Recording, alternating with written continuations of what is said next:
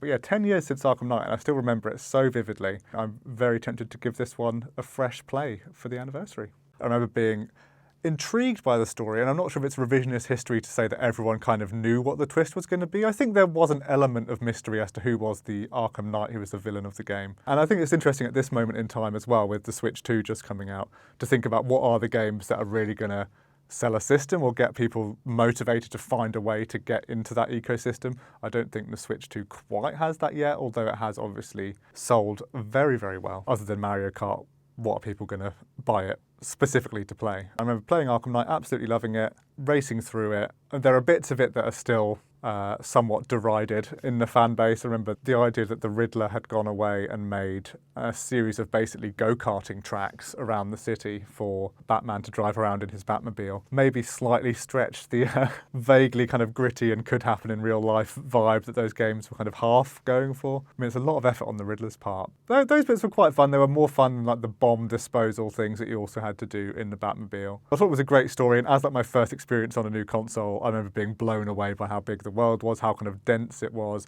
They still do the thing of like, there's not that many people running around in the open world, but it was impressive at the time. They're like, oh, there's a curfew or something.